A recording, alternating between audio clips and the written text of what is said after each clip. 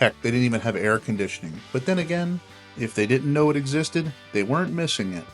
But everything here is meticulously restored, and it is really cool to see, especially a great place for the kids to come out and check history.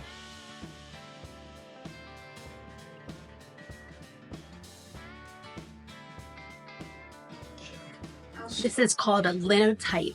It's actually a newspaper printing machine. So you can see the typewriter here. So someone would be sitting and typing, and this make the newspaper.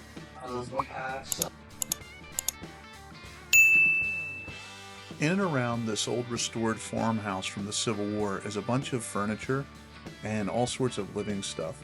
It's kind of cool to think that people actually lived here. Although the house itself is very cramped compared to today's homes, I could see it being a nice and cozy place.